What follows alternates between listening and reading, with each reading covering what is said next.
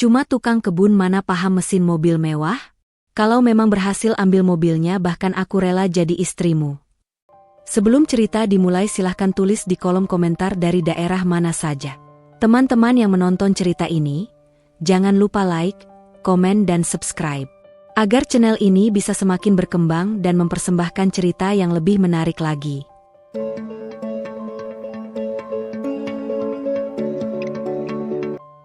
Pagi itu, embun masih menempel di ujung daun Kamboja ketika Wirawan menata selang air agar tidak melintang di jalur mobil.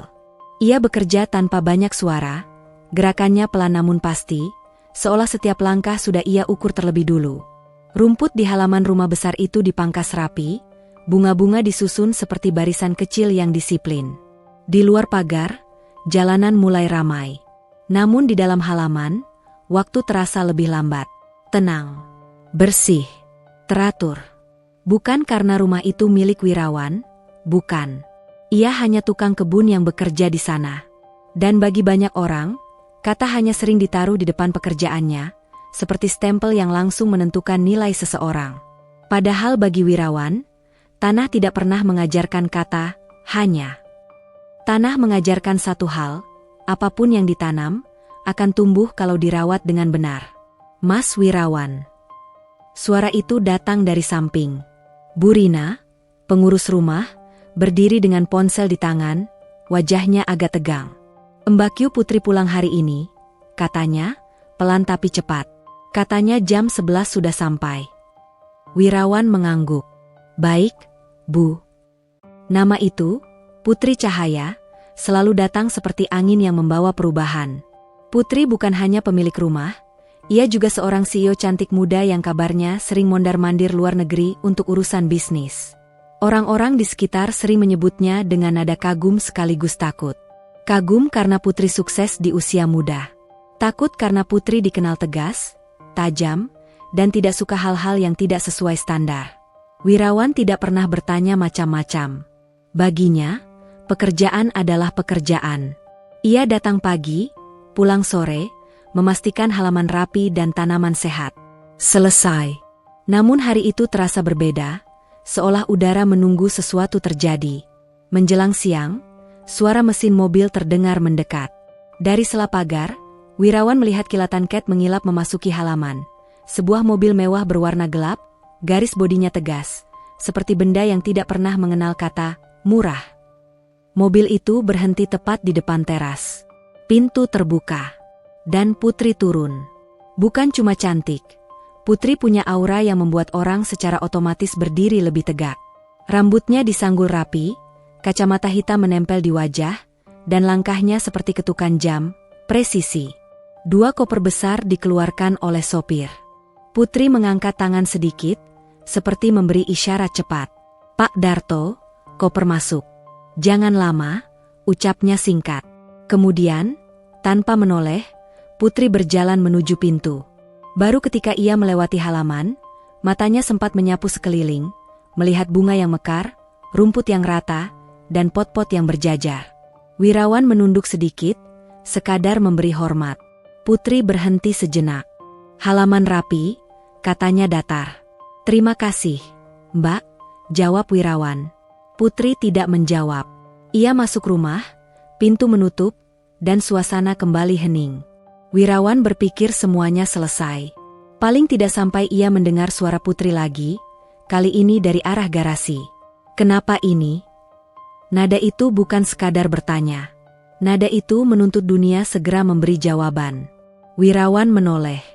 Putri berdiri di samping mobilnya, pintu pengemudi terbuka, wajahnya tidak sabar. Sopir tampak panik, menekan tombol start berkali-kali. Mesin hanya memberi bunyi klik pendek. Lalu diam. Baru sampai, sudah begini, Putri menghela napas tajam. Ini mobil baru, Pak, mobil baru. Pak Darto mengusap keringat. Maaf, Mbak Putri. Tadi di jalan tidak ada masalah. Ini mendadak. Putri menatap dashboard, lalu menatap ponselnya. Saya ada rapat video 30 menit lagi. Saya butuh mobil ini siap. Saya tidak mau dengar alasan. Bu Rina datang tergopoh. Mbak, saya panggil bengkel langganan. Bengkel langganan selalu bilang, sebentar, lalu sebentar itu jadi setengah hari. Putri menutup pintu mobil agak keras. Cari solusi yang cepat. Wirawan sebenarnya tidak berniat ikut campur. Namun matanya menangkap sesuatu. Lampu indikator di dashboard yang masih menyala redup, dan bunyi klik yang terdengar seperti baterai lemah. Ia melangkah mendekat, berhenti pada jarak sopan. Mbak Putri, kalau boleh saya lihat sebentar. Putri menoleh. Tatapannya turun dari wajah Wirawan ke seragam kerjanya, baju lengan panjang yang mulai pudar, celana kerja, sepatu yang terkena tanah. Di tatapan itu, Wirawan merasa seperti kembali menjadi angka kecil. Mas Wirawan, ya? Putri menyebut namanya seperti mengingat sesuatu yang tidak penting-penting amat. Kamu tukang kebun? Iya, Mbak. Putri menghela napas, lalu tertawa kecil. Bukan tawa hangat, melainkan tawa yang menutup kesal. Cuma tukang kebun mana paham soal mesin mobil mewah? Kalimat itu meluncur ringan, tetapi jatuhnya berat. Pak Darto menunduk. Bu Rina canggung. Seolah semua orang sepakat, kalimat itu memang wajar. Wirawan menelan ludah. Ia bisa saja mundur, pura-pura tidak dengar. Tapi entah kenapa, pagi tadi tanah mengajarkannya satu hal, yang diremehkan seringkali hanya belum diberi kesempatan. Saya tidak bilang saya paham semuanya, Mbak, ujar Wirawan tenang. Tapi saya bisa coba cek yang sederhana. Putri menyilangkan tangan. Yang sederhana? Ini bukan motor bebek. Wirawan mengangguk pelan. Betul, Mbak. Tapi mesin tetap mesin. Kalau bunyinya klik, biasanya listriknya yang bermasalah. Bisa aki, bisa konektor. Putri menatapnya beberapa detik, seperti menimbang apakah ia sedang membuang waktu. Lalu, dengan nada menantang, ia berkata, "Oke, saya kasih kamu kesempatan. Tapi saya tidak mau coba-coba yang bikin tambah rusak." Wirawan mendekat, menatap kap mobil. Ia tidak langsung menyentuh apapun. Ia mengamati dulu kabel-kabel yang terlihat, posisi baterai, dan panel kecil di dekat terminal. Putri mendesah. Begini saja, Mas Wirawan. Ia mendekat satu langkah, suaranya turun, tetapi tajam. Kalau kamu memang berhasil ambil mobilnya, berhasil bikin mobil ini bisa dipakai lagi hari ini, bahkan aku rela menjadi istrimu. Suasana seketika membeku. Bu Rina terkejut sampai mulutnya sedikit terbuka. Pak Darto menatap Putri, bingung apakah ini lelucon atau ultimatum. Angin lewat, daun bergerak pelan, tetapi yang paling keras justru kata-kata Putri yang menggantung di udara. Wirawan menatap Putri, bukan dengan marah, bukan dengan memohon, melainkan dengan sesuatu yang lebih sulit dijelaskan, campuran kecewa dan keinginan untuk tetap menjaga sopan. Ia mengerti. Bagi Putri, itu mungkin sekadar sindiran yang dibuat dramatis. Tapi bagi Wirawan, itu seperti menaruh dirinya di posisi bahan taruhan, seolah harga dirinya bisa dibayar dengan janji absurd. Namun ia juga melihat sesuatu di balik tatapan Putri. Lelah. Tekanan. Mungkin Putri terbiasa menang lewat kendali, dan ketika sesuatu tidak bisa dikendalikan, seperti mobilnya mogok, ia menyerang siapapun yang ada di dekatnya. Wirawan menarik napas. Lalu ia berkata pelan, jelas. Baik, Mbak Putri. Putri mengangkat alis. Kamu serius? Saya serius untuk menyelesaikan masalah mobilnya, jawab Wirawan. Soal ucapan Mbak, nanti. Jawaban itu membuat Putri terdiam sebentar, seolah tidak menyangka ada orang yang tidak langsung terpancing.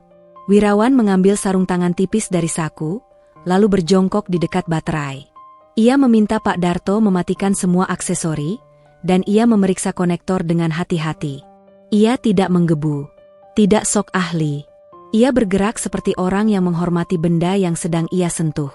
Putri berdiri di belakang, menatap tanpa berkedip. Untuk pertama kalinya hari itu, Putri tidak bicara. Ia hanya mengamati. Dan Wirawan, di bawah bayangan mobil mewah itu, mendadak sadar, tantangan ini bukan sekadar soal mesin. Ini soal cara manusia memandang manusia lain. Di kejauhan, jam dinding rumah berdetak. Rapat Putri tinggal menghitung menit. Wirawan tidak terburu-buru menekan apapun. Ia membiarkan beberapa detik berlalu sambil memperhatikan bunyi-bunyi kecil yang sering diabaikan orang. Klik pendek dari starter, lampu dashboard yang meredup, dan cara Pak Darto memutar kunci kontak dengan gerakan panik. Semuanya memberi petunjuk bahwa masalahnya lebih dekat daripada yang dibayangkan Putri. "Pak," Wirawan menoleh pada sopir, "tadi waktu sampai, AC masih nyala?" Pak Darto mengangguk cepat. "Nyala, Mas. Bahkan masih dingin." Lampu kabin, musik sempat nyala. Terus Mbak Putri turun, saya matikan. Wirawan mengangguk pelan. Ia membuka penutup kecil dekat ruang mesin, bukan dengan kasar, melainkan seperti orang yang membuka kotak berisi barang berharga. Ia memeriksa terminal aki yang terlihat bersih, namun matanya menangkap sesuatu. Selembar plastik tipis, seperti sisa segel atau pembungkus, terselip di sisi penjepit. Hal kecil yang tampak sepele. Tapi di kebiasaan Wirawan merawat tanaman, hal kecil bisa menentukan hidup mati. Satu ulat kecil bisa menghabiskan satu rumpun. 1 jam lupa menyiram bisa membuat daun layu. Putri berdiri tidak jauh darinya. Kacamata hitam sudah ia lepas, memperlihatkan mata yang tajam namun lelah. Ponselnya menempel di telinga, sesekali ia menjawab singkat, "Iya, sebentar, saya urus." Rapatnya, jelas, tidak bisa menunggu. Wirawan menarik napas. "Mbak Putri," panggilnya pelan. Putri menoleh. "Apa?" "Kalau saya boleh minta waktu 10 menit, saya coba pastikan dulu sumber listriknya. Kalau memang aki, bisa kita akali sementara." Putri menyipit. "Akali bagaimana?" Wirawan tidak langsung menjawab. Ia membuka tas kecil yang biasanya ia bawa untuk kerja kebun. Isinya bukan hanya gunting tanaman dan tali rafia, tetapi juga obeng kecil, tang, dan gulungan isolasi. Barang-barang itu ia kumpulkan pelan-pelan dari kebiasaan memperbaiki yang rusak di rumah orang. Karena ia tahu, tidak semua masalah harus menunggu orang ahli datang. Putri melirik tas itu dengan ekspresi campur aduk. "Kamu bawa alat begitu. Buat apa?" "Buat potong rumput." Wirawan tidak tersinggung. "Buat apa saja yang perlu dibenerin, Mbak? Di kebun juga ada mesin, pompa air, lampu taman. Kalau nunggu teknisi terus, tanamannya keburu mati." Putri terdiam. Mungkin ia tidak pernah memikirkan bahwa halaman cantik rumahnya hidup dari serangkaian pekerjaan kecil yang tak terlihat.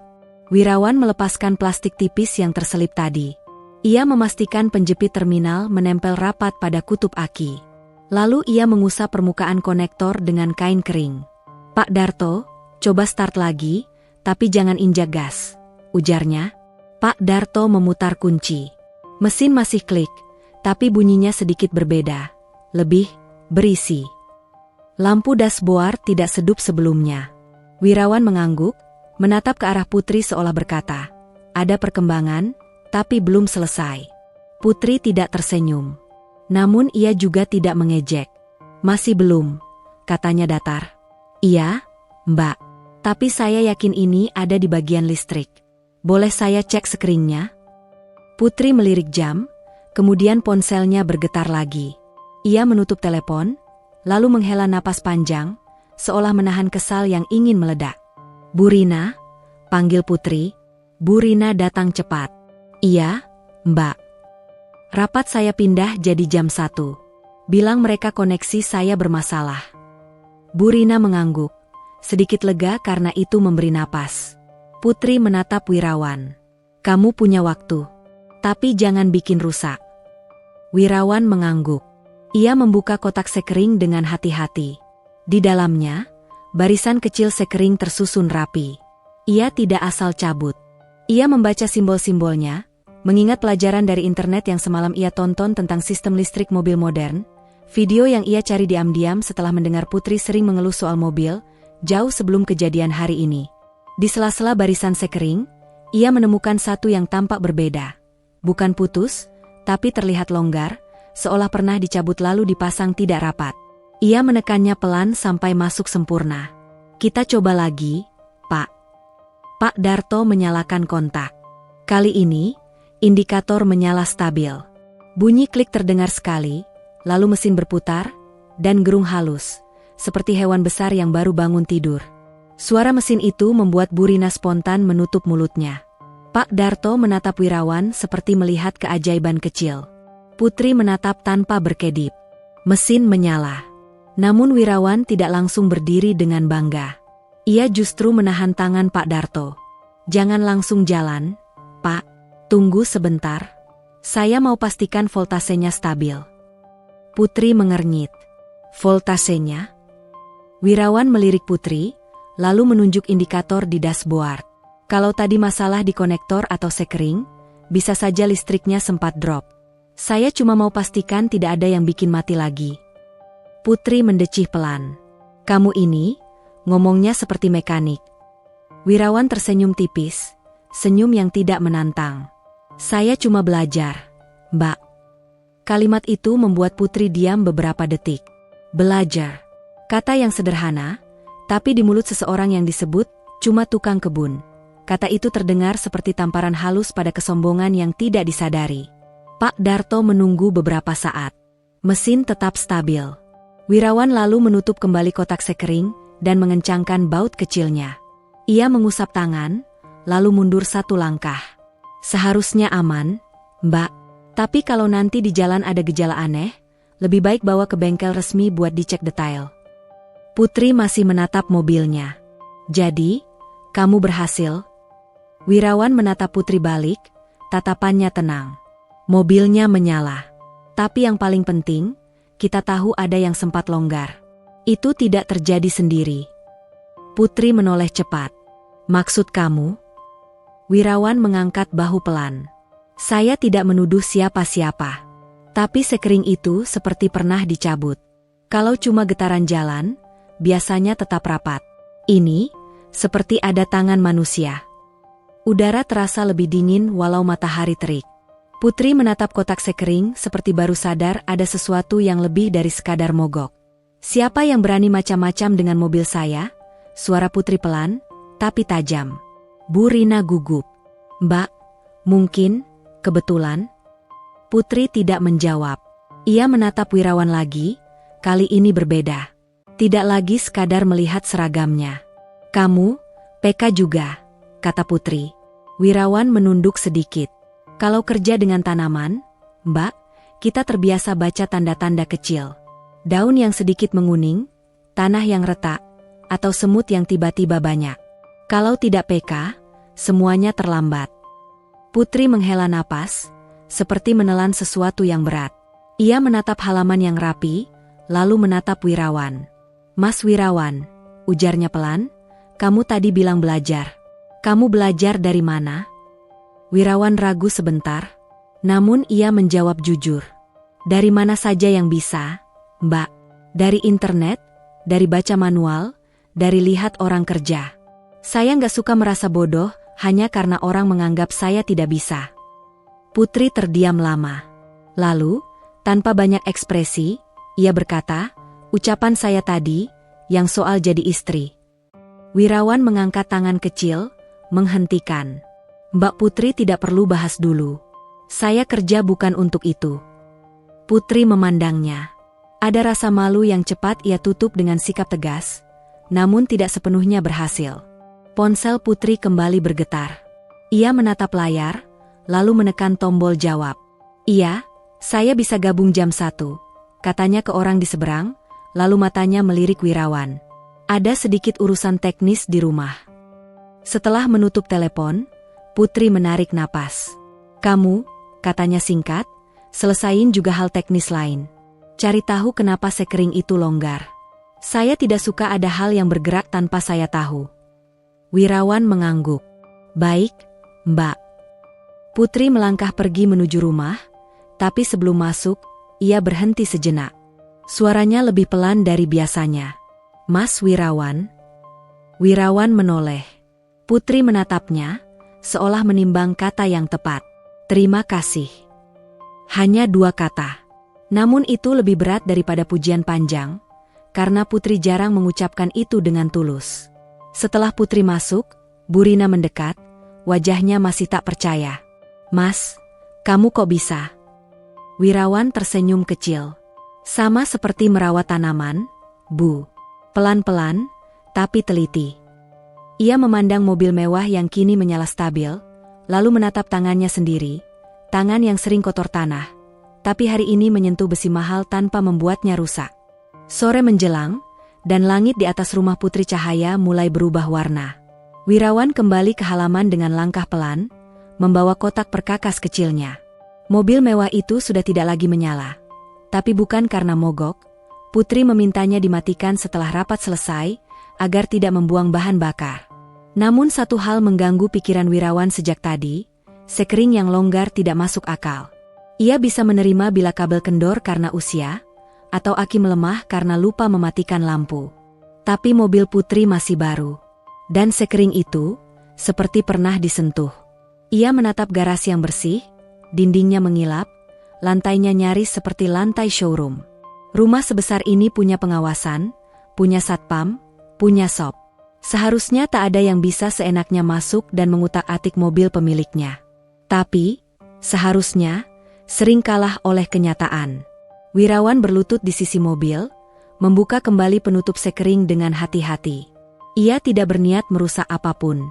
Ia hanya ingin memastikan, apakah ada tanda-tanda lain yang tidak wajar. Ia memeriksa satu persatu posisi sekring, tanpa mencabutnya. Ia memperhatikan debu halus di sudut-sudut kotak. Debu itu tipis, tapi cukup untuk meninggalkan jejak jika ada tangan yang menyentuhnya. Dan benar saja, ada garis bersih kecil di salah satu sisi, seperti jejak jari yang sempat menyapu debu. Bukan jejaknya, karena sejak awal ia memakai sarung tangan. Wirawan menarik napas, menahan diri agar tidak langsung membuat kesimpulan.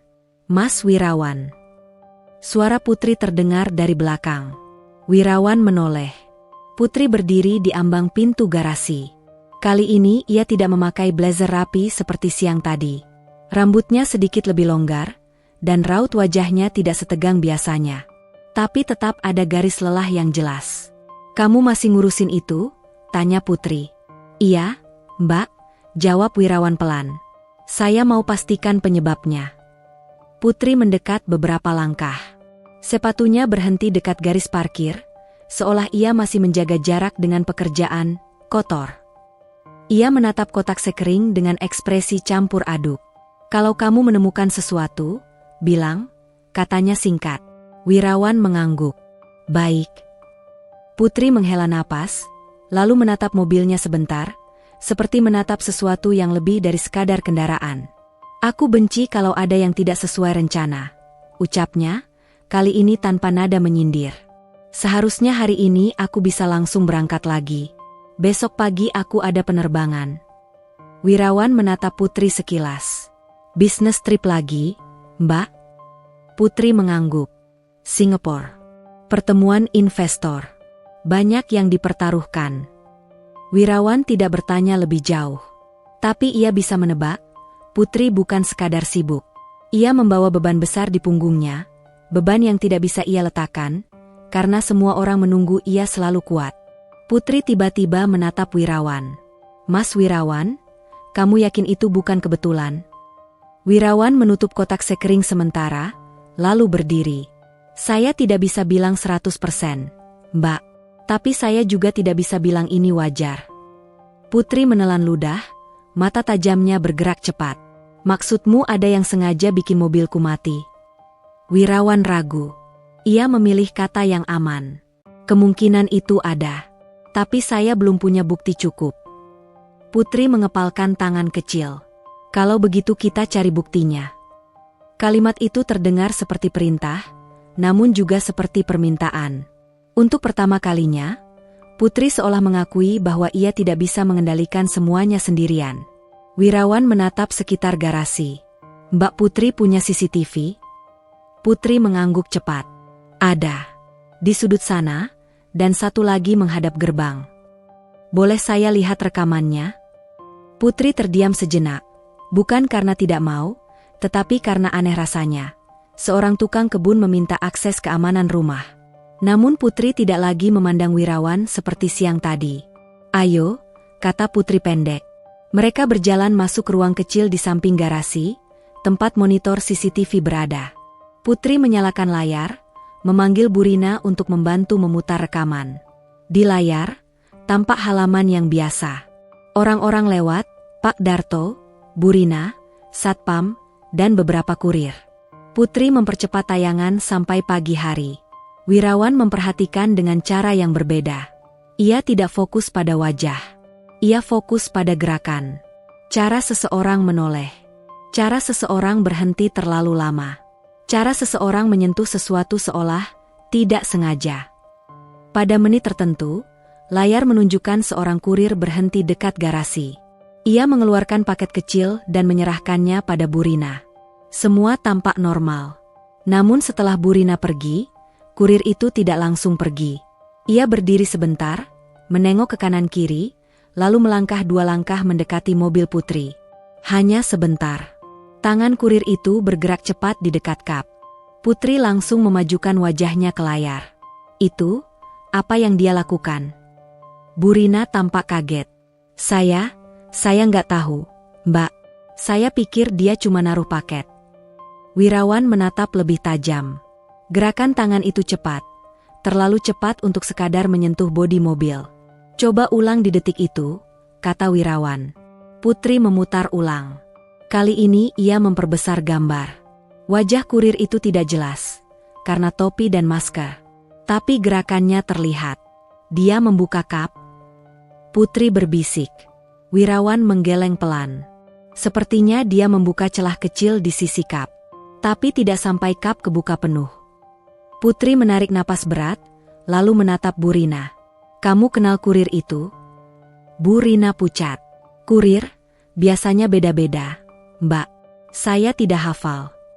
Putri menekan tombol pos, tangannya gemetar tipis. Kenapa ada orang iseng seperti itu? Wirawan menatap Putri. Kalau sekadar iseng, mereka biasanya bikin lecet. Ini lebih rapi. Ini seperti mau bikin Mbak Putri repot. Putri menutup mata sebentar, lalu membukanya dengan sorot yang lebih dingin. Ada orang yang tidak suka aku jalan ke Singapura. Wirawan tidak langsung setuju, tapi ia juga tidak menyangkal. Ia pernah lihat dunia orang berduit dari pinggir. Persaingan, iri, dan permainan licik. Putri bersandar ke dinding, seolah berat tubuhnya bertambah. Aku punya rival bisnis. Dan, ada orang dalam yang mungkin ingin aku jatuh. Kalimat itu keluar dengan susah payah. Putri, yang biasanya tegas dan yakin, kini terdengar seperti seseorang yang sedang menahan takut. Wirawan menatap Putri, dan tiba-tiba ia melihat Putri bukan sebagai CEO, bukan sebagai pemilik rumah, tetapi sebagai manusia yang bisa disakiti. Kalau Mbak Putri mau, kata Wirawan hati-hati, saya bisa bantu cek lagi mobilnya. Pastikan tidak ada yang ditinggalin. Putri menatap Wirawan. Kamu bisa? Wirawan mengangguk pelan. Saya tidak ahli, tapi saya bisa cari yang mencurigakan. Putri diam beberapa saat, lalu berkata, baik, kita lakukan sekarang. Mereka kembali ke garasi. Kali ini Putri ikut turun tangan, bukan menyentuh mesin, tapi ikut mengamati. Wirawan membuka penutup sekering, memeriksa kabel-kabel sekitar dengan senter kecil. Ia menemukan sesuatu yang membuatnya berhenti. Ada kabel kecil yang tidak seperti bawaan pabrik, bukan kabel besar mesin, tetapi kabel tipis yang menempel di sisi tertentu, seolah alat tambahan. Kabel itu disembunyikan di balik plastik pelindung. Wirawan menatap Putri. Mbak, ini bukan bawaan. Putri menunduk, menatap kabel itu. Itu apa? Wirawan menelan ludah. Saya belum tahu. Tapi bisa jadi alat buat bikin listrik putus mendadak.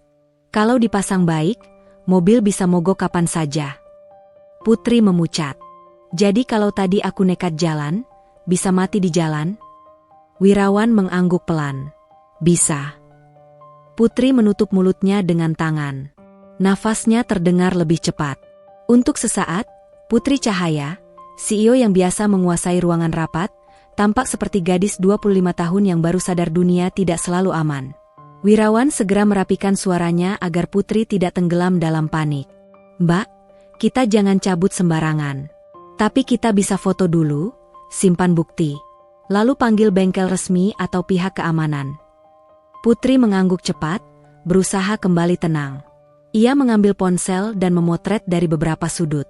Tangannya masih sedikit gemetar, tapi ia memaksa diri untuk stabil. Setelah itu, Putri menatap Wirawan lama. "Kenapa kamu bisa kepikiran hal begini?" Wirawan menghela napas. "Karena kadang masalah terbesar itu disembunyikan di tempat kecil, Mbak. Seperti hama di balik daun." Putri menelan ludah, lalu suaranya turun. "Aku salah menilaimu." Wirawan tidak menjawab cepat. Ia hanya menatap Putri dengan sopan, tapi tegas. "Aku terbiasa mengukur orang dari hasil dan posisi," lanjut Putri, matanya sedikit melembut. "Dan tadi siang, aku ngomong sembarangan." Wirawan mengangguk pelan. "Mbak Putri sedang stres." "Saya mengerti." Putri menggeleng kecil. "Jangan dibenarkan. Itu tetap salah." Kalimat itu sederhana, tapi bagi Wirawan itu seperti melihat retakan kecil di dinding keras yang selama ini Putri bangun. Di luar garasi, suara adzan maghrib terdengar samar. Cahaya matahari terakhir memantul di bodi mobil mewah itu, seperti mengingatkan, sesuatu yang mahal pun bisa dirusak, kalau ada niat. Putri menatap arah gerbang rumah, wajahnya kembali tegas, tapi kini ada kewaspadaan baru. "Mas Wirawan," katanya pelan namun mantap, "mulai sekarang, kamu jangan kerja sendiri di halaman belakang.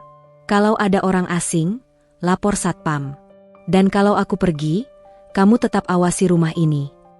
Wirawan terkejut sedikit. "Saya?" Putri mengangguk. "Aku percaya kamu." Kalimat itu membuat dada Wirawan terasa hangat sekaligus berat. Kepercayaan dari Putri Cahaya bukan hal kecil. Dan sekaligus, itu berarti ia sedang masuk lebih jauh ke dunia Putri. Dunia yang ternyata penuh ujian yang tidak pernah ada di buku.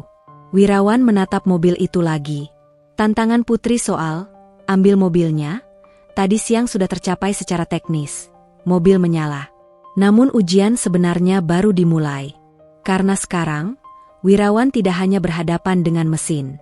Ia berhadapan dengan manusia yang punya niat buruk. Dan di sisi lain, Putri Cahaya mulai sadar, mungkin selama ini ia terlalu percaya pada status, terlalu meremehkan ketulusan.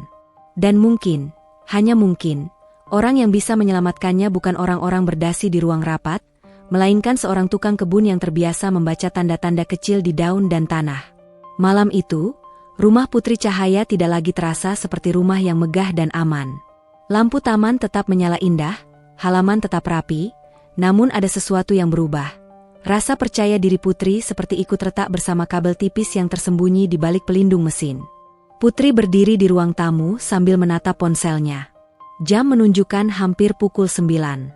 Di layar, email rapat, jadwal penerbangan, dan pesan dari timnya berderet seperti antrian yang tidak peduli pemiliknya sedang panik. Sementara itu, Wirawan duduk di kursi dekat pintu garasi, menunggu Putri memutuskan langkah berikutnya. Ia tahu satu hal, kalau mereka salah bergerak, si pelaku bisa menghilangkan jejak. Tapi kalau mereka gegabah, mereka bisa merusak bukti. Putri menarik napas panjang, lalu menoleh. "Mas Wirawan, kamu tadi bilang jangan cabut sembarangan. Kalau begitu apa yang harus kita lakukan?" Wirawan menatap Putri, "Tenang. Kita amankan dulu bukti. Foto sudah. Sekarang, kita buat urutan langkah, lapor keamanan, panggil bengkel resmi untuk verifikasi, lalu cek rekaman CCTV lebih lengkap." Putri mengangguk, cepat, seperti orang yang biasa memimpin rapat. "Baik, Satpam." Ia memanggil Satpam Jaga, Pak Arman, seorang pria bertubuh tegap. Begitu mendengar penjelasan Putri, Pak Arman langsung serius. "Kalau benar ada alat tambahan, ini sudah masuk sabotase, Mbak," katanya. Putri menatap Wirawan. "Kamu bisa tunjukin?" Wirawan mengantar mereka ke mobil. Dengan senter kecil, ia menunjuk kabel tipis yang ia temukan. Pak Arman mendekat, memicingkan mata. "Ini jelas bukan bawaan pabrik. Saya pernah lihat kasus begini, biasanya dipasang buat bikin mobil mati mendadak." Putri memucat lagi, tapi ia menahan ekspresi itu. "Aku tidak akan diam." Wirawan melihat cara Putri menegakkan bahu. Ada ketegasan di situ, namun kini disertai kewaspadaan. Putri bukan lagi sekadar marah karena mobil mogok.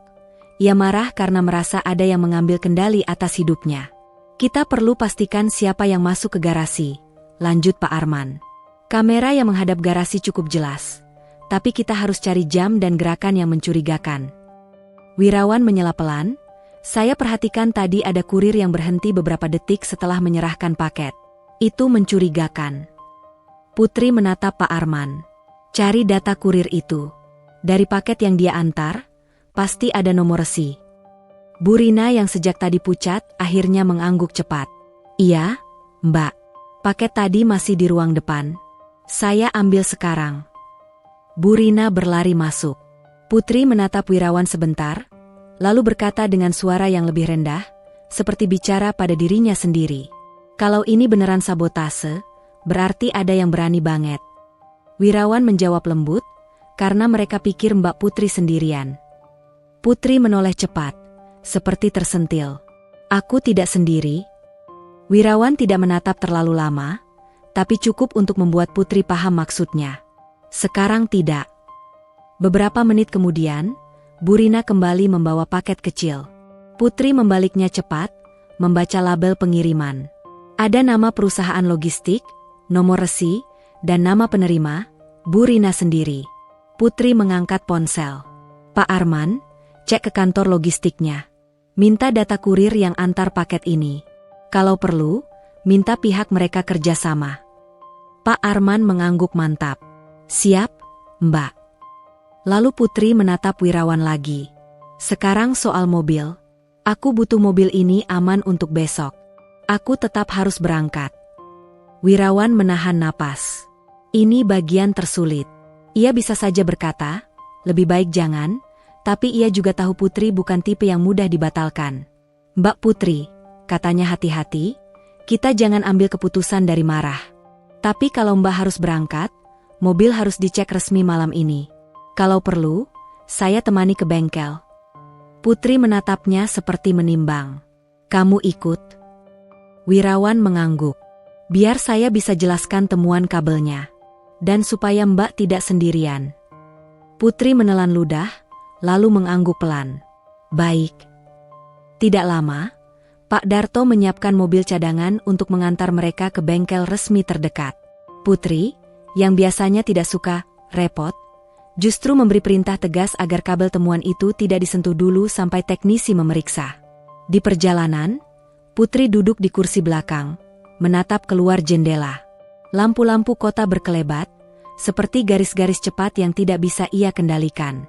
Di sampingnya, Wirawan duduk tenang, tak banyak bicara, tapi kehadirannya terasa seperti pegangan. Putri akhirnya membuka suara. Mas Wirawan? Iya, Mbak.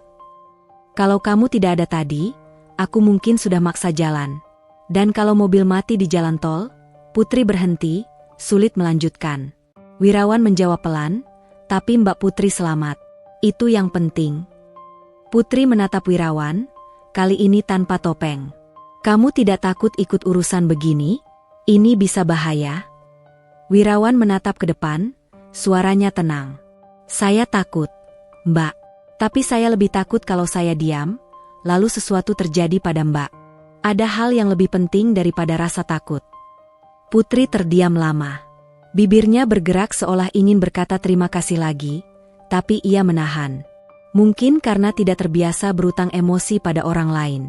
Di bengkel resmi, teknisi menerima mereka dengan cepat karena Putri jelas bukan pelanggan biasa. Namun Putri malam itu tidak menunjukkan sikap CEO yang menuntut. Ia menunjukkan sikap yang lebih tajam, seorang manusia yang ingin tahu kebenaran. Ketika mobil dibawa ke ruang pemeriksaan, Wirawan menjelaskan temuannya pada kepala teknisi. Ia tidak mengada-ada, tidak sok paham, hanya menyampaikan apa yang ia lihat. Sekring longgar, kabel tambahan, dan rekaman CCTV yang menunjukkan ada orang mendekat. Kepala teknisi memeriksa, mengangguk, lalu berkata, ini memang bukan bawaan pabrik. Ada modul kecil ditanam di jalur tertentu. Tujuannya bisa memutus arus sesaat. Kalau diputus ketika mobil jalan, efeknya bisa macam-macam. Putri menahan napas. Bisa bikin celaka? Potensinya ada, Bu. Terutama kalau terjadi di situasi kecepatan tinggi.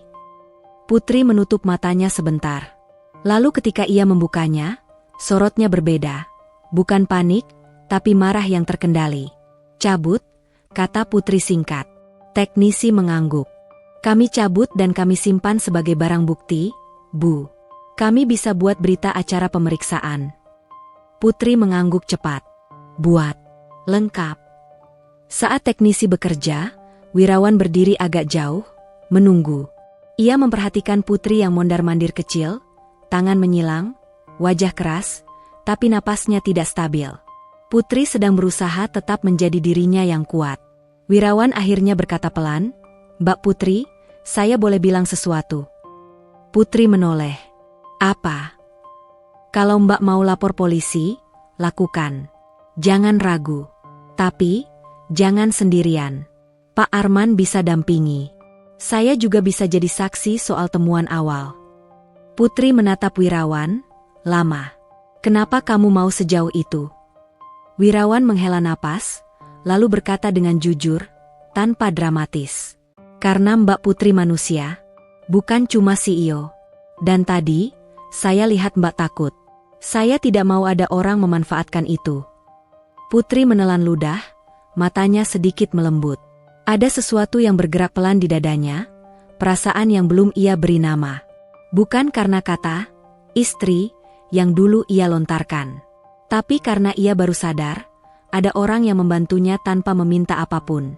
Beberapa saat kemudian, kepala teknisi datang membawa modul kecil yang sudah dicabut, dimasukkan ke kantong plastik bukti. Ini barangnya, Bu, dan kami sudah rapikan sistemnya, mobil bisa aman. Tapi kami sarankan tetap cek CCTV dan lapor pihak berwajib. Putri mengambil kantong bukti itu, memegangnya erat seolah memegang kunci dari teka-teki besar. Di perjalanan pulang, ponsel Putri berbunyi. Pak Arman menelepon. Mbak, suara Pak Arman terdengar serius. Saya sudah kontak pihak logistik. Mereka bilang kurir yang antar paket itu bukan kurir terdaftar di area ini. Nomor resinya benar, tapi yang mengantar tidak sesuai data jadwal. Mereka lagi cek lebih lanjut. Putri menatap Wirawan. Jadi benar, ada yang menyamar. Wirawan mengangguk pelan. Ini bukan sekadar kebetulan. Sampai rumah, Putri tidak langsung tidur. Ia duduk di meja makan, menatap berita acara pemeriksaan dari bengkel. Bu Rina dan Pak Darto terlihat cemas. Tapi Putri mengatur semuanya dengan rapi. Siapa jaga malam, siapa cek gerbang, siapa mengunci akses garasi. Ketika semua akhirnya tenang, Putri menatap Wirawan yang berdiri hendak pamit. Mas Wirawan, panggil Putri. Wirawan menoleh. Putri menahan napas. Aku tahu ucapanku kemarin keterlaluan. Tapi hari ini kamu benar-benar menyelamatkanku. Wirawan menjawab lembut, saya hanya melakukan yang seharusnya, Mbak. Putri menggeleng kecil. Tidak semua orang mau melakukan yang seharusnya kalau risikonya besar. Hening beberapa detik. Lalu Putri berkata, pelan tapi jelas. Mulai sekarang, aku tidak akan lihat kamu sebagai cuma tukang kebun. Wirawan menatap Putri, dadanya terasa hangat. Terima kasih, Mbak. Putri menunduk sebentar, lalu mengangkat wajahnya lagi. Dan satu lagi, kalau besok aku berangkat, aku ingin kamu yang memastikan rumah ini tetap aman. Wirawan mengangguk. Saya akan lakukan, Mbak. Putri menatapnya lama, seolah baru menemukan sesuatu yang selama ini hilang. Rasa aman yang tidak bisa dibeli dengan uang. Malam itu, titik balik terjadi bukan hanya pada mobil yang kembali aman, tapi pada Putri Cahaya yang mulai mengambil kembali kendali atas hidupnya, dan pada Wirawan yang perlahan masuk ke ruang yang tidak pernah ia bayangkan. Ruang kepercayaan seorang CEO yang selama ini hidup sendirian di puncak. Namun di balik semua itu, ada satu kenyataan yang menggantung. Pelaku belum tertangkap. Dan ujian berikutnya tidak akan terjadi di garasi, melainkan di tempat yang lebih berbahaya, di dunia Putri. Tempat orang memakai senyum sebagai topeng dan niat buruk sebagai strategi. Pagi datang dengan cara yang aneh di rumah Putri Cahaya. Matahari tetap terbit, burung tetap bernyanyi, tapi udara seperti membawa beban yang tidak terlihat. Garasi sudah terkunci rapat sejak semalam. Pak Arman menambah ronda, Pak Darto mengecek gerbang berkali-kali, dan Bu Rina bahkan menaruh daftar tamu harian di meja depan, lengkap dengan jam kedatangan. Sementara itu, Putri duduk di ruang kerja lantai 2 dengan laptop menyala, koper terbuka di lantai, dan secangkir kopi yang tidak tersentuh. Jadwal bisnis trip ke Singapura tetap terpampang di layar. Penerbangan pagi, pertemuan investor siang, makan malam dengan klien malam. Semua terlihat rapi. Terlalu rapi untuk seseorang yang baru saja tahu mobilnya hampir dibuat celaka. Di bawah, Wirawan menyiram tanaman seperti biasa. Namun hari ini gerakannya terasa lebih pelan, bukan karena lelah, melainkan karena pikirannya terus kembali pada satu kalimat Putri yang kemarin terlontar begitu saja. Rela menjadi istrimu. Kalimat itu seperti paku kecil di dinding. Tidak besar, tapi cukup untuk membuat mata orang tersangkut setiap kali menoleh. Wirawan menunduk, menahan diri agar tidak terbawa. Ia tahu Putri berkata begitu karena emosi. Tapi kata-kata, sekali keluar, sering punya cara sendiri untuk menagih. Saat ia merapikan selang, Bu Rina mendekat dengan wajah gelisah. Mas Wirawan, Bu Rina menurunkan suara, ini, saya nggak enak ngomongnya. Wirawan mengangkat alis. Kenapa, Bu? Bu Rina menggigit bibir. Tadi pagi, tetangga sebelah yang biasa lewat depan. Sempat tanya, bener ya Mbak Putri mau nikah sama tukang kebunnya? Wirawan membeku sepersekian detik. Tangannya tetap memegang selang, tapi airnya mengalir lupa dimatikan. Terus, Ibu jawab apa? Tanya Wirawan pelan. Bu Rina buru-buru mematikan air dari keran. Saya bilang itu cuma salah paham. Tapi, Mas, maaf ya, saya nggak tahu siapa yang dengar kemarin. Mungkin Pak Darto, atau Satpam, atau, aduh, saya beneran nggak sengaja. Wirawan menghela napas panjang. Ia tidak menyalahkan Bu Rina. Rumah besar seperti ini punya telinga banyak. Dan orang selalu suka cerita yang terasa mustahil. Tidak apa-apa, Bu, jawab Wirawan tenang. Yang penting jangan dibesar-besarkan. Bu Rina mengangguk cepat, lalu berbisik. Mas, Mbak Putri itu orangnya tegas. Tapi saya lihat semalam, dia benar-benar takut. Mas jangan salah paham ya. Wirawan menatap halaman sebentar. Saya paham. Tapi memahami bukan berarti hati tidak bergejolak. Ada rasa perih yang diam-diam muncul. Bukan karena Putri menyinggungnya, melainkan karena dunia bisa mengubah ucapan menjadi gosip yang menggiring martabat orang kemana-mana. Tak lama kemudian, Putri turun dari tangga. Ia sudah rapi, blus putih, celana bahan gelap, rambut disanggul sederhana, wajahnya tegas seperti biasa. Namun matanya tidak setenang itu. Ada lingkar tipis kelelahan yang tak bisa ditutup makeup. Mas Wirawan, panggil Putri. Wirawan berdiri tegak. Iya, Mbak. Aku mau ke kantor dulu sebelum berangkat ke bandara, kata Putri singkat. Ada rapat mendadak dengan Dewan. Pak Darto siapkan mobil cadangan. Wirawan mengangguk. Baik. Putri berhenti sebentar, seperti ingin mengatakan sesuatu. Lalu ia memutuskan, suaranya lebih rendah. Kamu ikut. Wirawan terkejut. Saya, Mbak. Putri mengangguk cepat. Bukan untuk rapat. Tapi, aku butuh kamu di dekatku dulu. Sampai aku yakin semuanya aman. Kalimat itu tidak terdengar seperti perintah CEO. Itu terdengar seperti seseorang yang sedang memegang kendali dengan tangan gemetar, dan butuh sandaran agar tidak jatuh. Wirawan menelan ludah. Kalau Mbak Putri yakin itu perlu, saya ikut. Perjalanan ke kantor Putri berlangsung dalam sunyi yang aneh. Putri duduk di kursi belakang, mengetik cepat di laptop. Pak Darto menyetir, fokus. Wirawan duduk di samping sopir, memandang jalan, membaca lingkungan seperti kebiasaannya membaca kebun. Sesekali, Putri menerima telepon. Iya, saya datang sekarang. Tidak, saya tidak akan tunda Singapura. Kalau ada yang coba ganggu, saya pastikan mereka menyesal. Nada Putri tajam, tapi Wirawan bisa menangkap satu hal. Putri sedang diserang dari banyak sisi, bukan cuma dari kabel di mobil. Sampai di kantor, mereka masuk lewat akses privat. Gedung itu dingin dan wangi seperti ruangan yang selalu disterilkan. Orang-orang berlalu lalang dengan kartu identitas, menatap Putri dengan hormat. Saat melihat Wirawan, beberapa pasang mata berhenti sepersekian detik, cukup lama untuk terasa. Wirawan menunduk, menjaga diri. Ia tahu ia terlihat tidak pada tempatnya di dunia ini. Putri merasakan itu. Ia tidak menegur orang-orang yang menatap, tapi langkahnya dibuat lebih mantap, seolah mengatakan, "Dia datang bersama saya, jadi jangan macam-macam." Putri masuk ruang rapat besar. Wirawan diminta menunggu di luar, di area lounge yang menghadap kota. Dari balik kaca, ia melihat Putri duduk di ujung meja panjang, berhadapan dengan beberapa orang berusia lebih tua yang rautnya tegang. Mereka bicara cepat, gestur tangan tegas. Wirawan tidak mendengar isinya, tapi ia bisa menebak. Bisnis, reputasi, risiko, investor. Tak sampai 1 jam, pintu rapat terbuka. Putri keluar dengan wajah yang tetap tegar, tapi langkahnya sedikit lebih berat.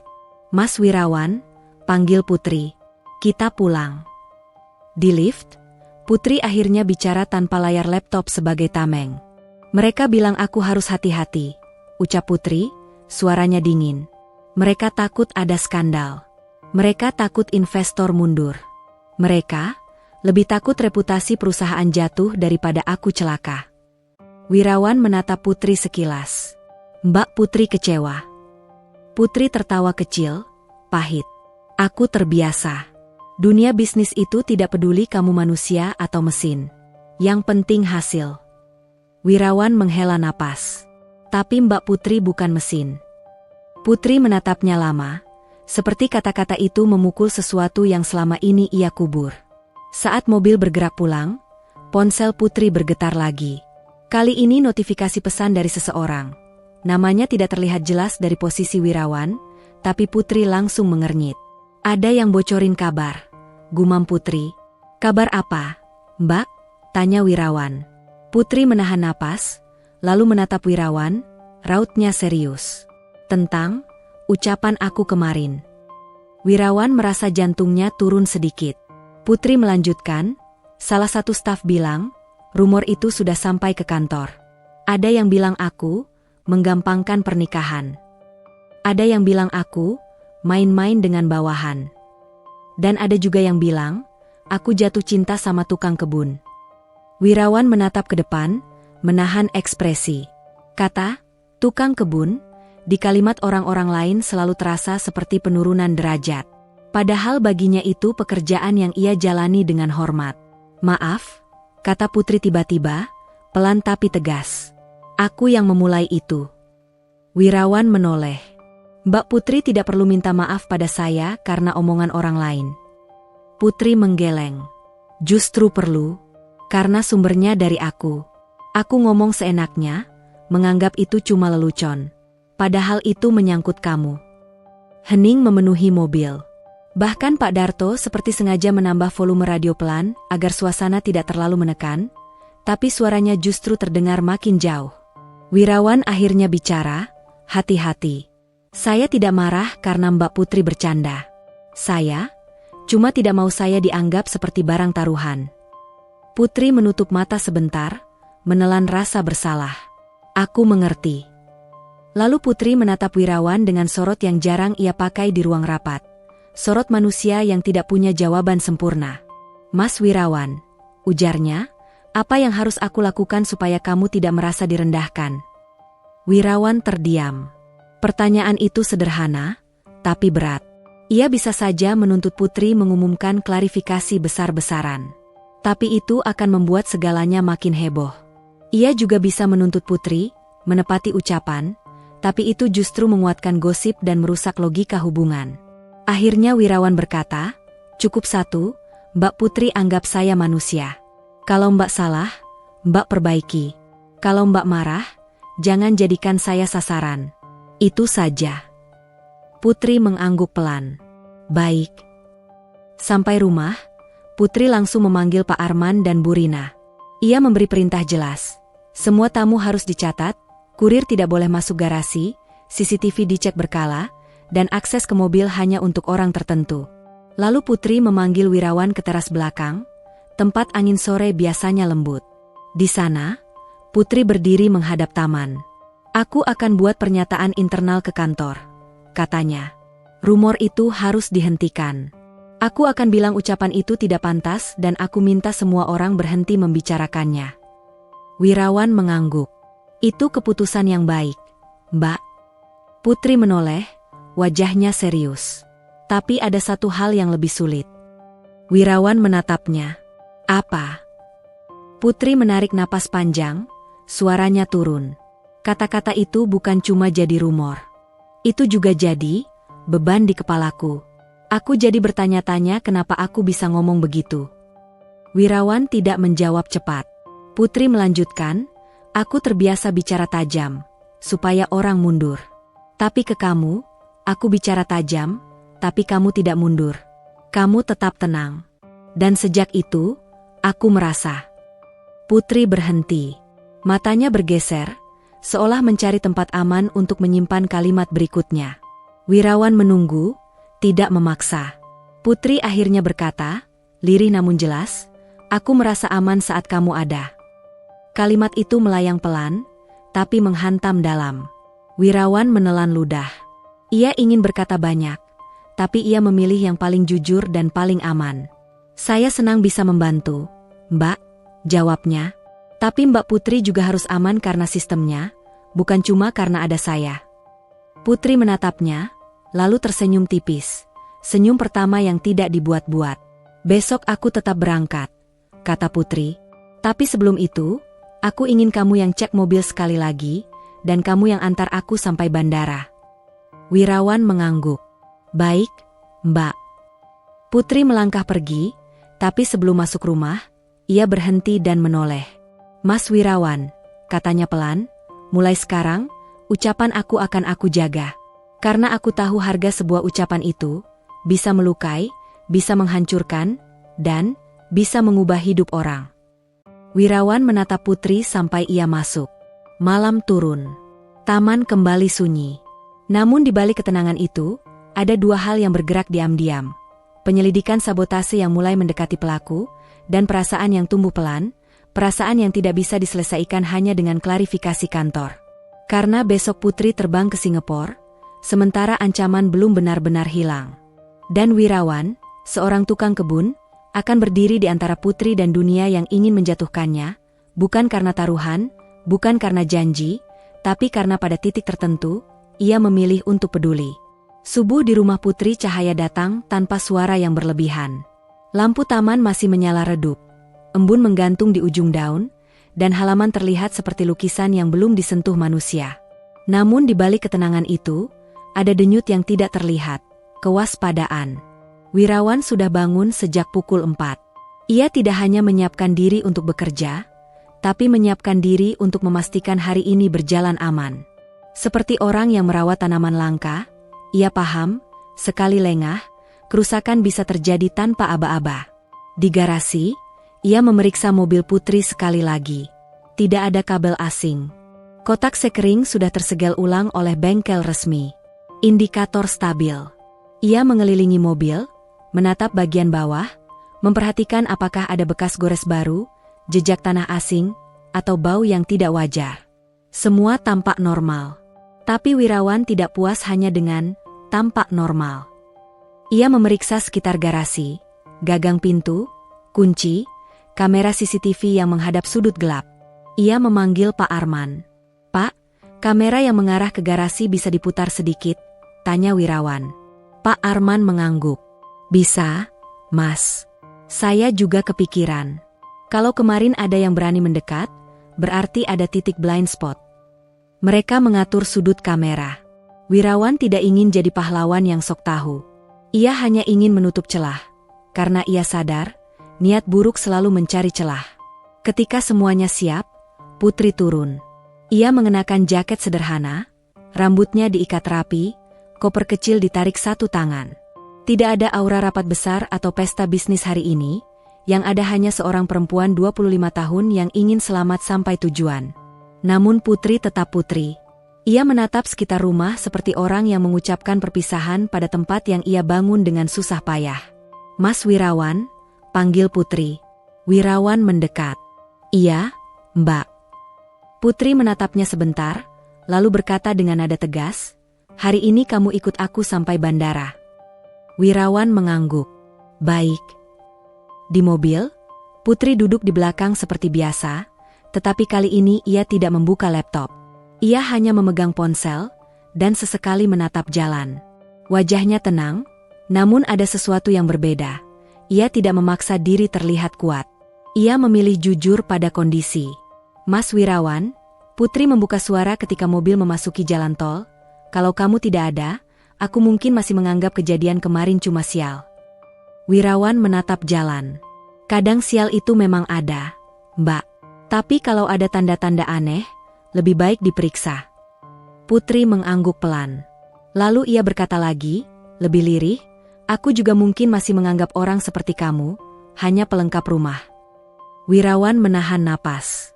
Kalimat itu jujur dan pahit, tapi Putri mengatakannya sebagai pengakuan, bukan hinaan. Dulu, lanjut Putri, aku pikir aku paling tahu segalanya karena aku CEO. Aku pikir aku bisa beli semua rasa aman dengan uang. Tapi semalam, aku sadar, rasa aman bisa hilang hanya karena satu kabel tipis. Wirawan tidak menimpali cepat. Ia membiarkan Putri menuntaskan pengakuannya, karena ia tahu, tidak mudah bagi orang yang terbiasa mengendalikan segalanya untuk mengaku bahwa ia rapuh. Sampai di bandara, Putri turun. Orang-orang menoleh, bukan karena Putri selebritas, tapi karena aura, orang penting, selalu mudah terbaca. Beberapa stafnya sudah menunggu di pintu masuk, membawa map dan wajah siap kerja. Salah satu staf, seorang pria rapi, melirik Wirawan dari ujung kepala sampai kaki. Tatapannya tajam, seperti ingin memastikan siapa orang ini. Putri menangkap itu.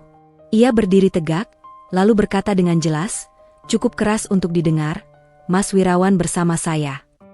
Kalimat sederhana, tapi seperti garis batas, yang menatap harus berhenti menilai. Putri kemudian menoleh pada Wirawan, suaranya lebih pelan. Terima kasih sudah antar. Wirawan mengangguk. Hati-hati di jalan, Mbak. Kalau ada apa-apa, kabari. Putri mengeluarkan sesuatu dari tasnya. Bukan uang, bukan amplop. Ia mengeluarkan sebuah kartu akses kecil, seperti kartu identitas tamu premium. Ini akses untuk masuk ruang kontrol keamanan rumah, kata Putri. Kalau ada yang mencurigakan, kamu bisa langsung cek rekaman. Pak Arman juga sudah setuju. Wirawan terkejut. Mbak, saya cuma tukang kebun. Putri memotong, kali ini lembut namun tegas. Kamu bukan cuma. Kamu orang yang aku percaya. Wirawan menelan ludah. Ia menerima kartu itu dengan dua tangan, seperti menerima amanah besar. Putri melangkah pergi beberapa langkah, lalu berhenti. Ia menoleh kembali. Di wajahnya ada ragu yang jarang terlihat. Mas Wirawan, panggil Putri. Wirawan mendekat. Putri menarik napas, lalu mengucapkan kalimat yang sejak kemarin menghantui mereka berdua, tapi kali ini dengan cara berbeda. Yang aku ucapkan waktu itu, soal aku rela jadi istrimu, itu keluar dari emosi. Dan aku tahu itu salah. Wirawan mengangguk pelan. Saya sudah anggap itu lewat, Mbak. Putri menatapnya lama. Tapi, aku tidak mau menutupinya hanya sebagai lewat. Karena kata-kata itu sudah bikin kamu jadi bahan gosip. Dan aku tidak mau kamu jadi korban dari mulutku. Wirawan menunggu. Putri melanjutkan, suaranya jernih, aku akan bertanggung jawab. Tapi bukan dengan cara menepati taruhan bodoh. Aku akan bertanggung jawab dengan memperbaiki cara aku memperlakukan orang. Wirawan merasa dadanya hangat. Itu sudah lebih dari cukup, Mbak.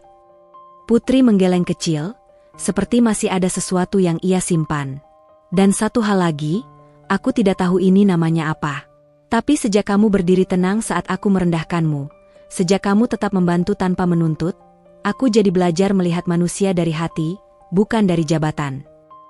Wirawan terdiam. Kata-kata Putri seperti membuka pintu yang selama ini tertutup rapat. Putri menunduk sebentar, lalu mengangkat wajahnya dengan keputusan yang mantap. Kalau aku pulang dari Singapura, kata Putri, aku ingin bicara lagi. Bukan sebagai CEO dan tukang kebun, tapi sebagai putri dan Wirawan. Wirawan tidak langsung menjawab dengan romansa berlebihan. Ia hanya mengangguk pelan, karena ia tahu, hubungan yang baik tidak lahir dari ledakan emosi, melainkan dari pilihan yang dewasa. "Baik, Mbak," katanya. Putri tersenyum tipis. Lalu ia berbalik, berjalan menuju pintu keberangkatan. Rumah kembali sunyi setelah Putri pergi. Namun kali ini sunyinya tidak kosong. Wirawan membawa kartu akses di saku dan amanah di dada. Ia pulang, membantu Pak Arman memeriksa rekaman CCTV. Mereka menelusuri beberapa hari terakhir, memotong waktu, mencari pola. Di salah satu rekaman malam sebelum kejadian, tampak sosok yang berbeda, bukan kurir, melainkan seseorang yang seperti orang dalam. Ia masuk dengan percaya diri, tidak menoleh kiri kanan seperti pencuri. Pak Arman membesarkan layar. "Ini, orang maintenance." Wirawan menatap lebih lama. Ia ingat wajah itu samar-samar, orang yang pernah datang mengecek lampu taman beberapa minggu lalu. Orang itu masuk lewat gerbang depan, membawa kotak perkakas, dan disambut seperti tamu biasa. "Dia punya akses," gumam Wirawan. Pak Arman mengangguk. "Saya akan cocokkan data. Kalau benar, kita bisa lapor polisi dengan bukti." Sore harinya, pihak logistik mengirim konfirmasi tertulis. Kurir kemarin bukan karyawan mereka, resi dipakai untuk menyamar. Pak Arman membawa laporan itu. Dengan bukti bengkel, CCTV, dan surat konfirmasi logistik, mereka melapor.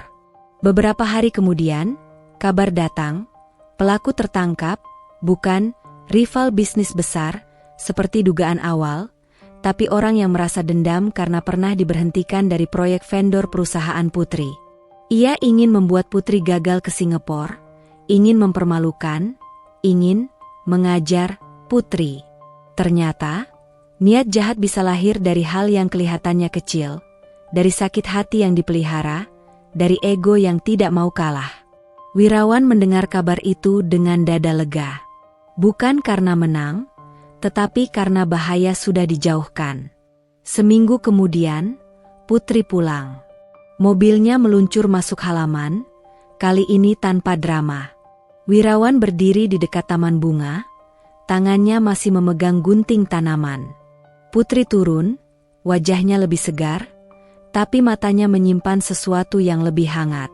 Ia berjalan mendekat, tidak terburu-buru, seperti seseorang yang akhirnya berani melambat. "Mas Wirawan," kata Putri, "investor deal. Tapi yang paling penting, aku pulang dengan selamat." Wirawan tersenyum tipis. "Syukurlah, Mbak." Putri menatap halaman, bunga, rumput, dan tata letak yang selama ini ia nikmati tanpa benar-benar memikirkan siapa yang merawat. "Halaman ini, seperti hidup," ujar Putri pelan. Wirawan mengangguk. "Karena dirawat." Putri menoleh. "Aku juga begitu ya. Aku selama ini hidup, tapi tidak benar-benar dirawat. Aku hanya dipaksa kuat." Wirawan tidak menyanggah. Ia hanya berkata, "Kalau tanah terus dipaksa subur tanpa dipupuk, lama-lama kering, Mbak." Putri tertawa kecil, kali ini tulus. "Kamu selalu punya cara bicara yang menampar tapi lembut." Kemudian Putri menarik napas, menatap Wirawan dengan keputusan yang tenang. "Kita bicara," katanya, "seperti yang aku janji." Mereka duduk di bangku taman. Tidak ada rapat, tidak ada staf, tidak ada topeng jabatan.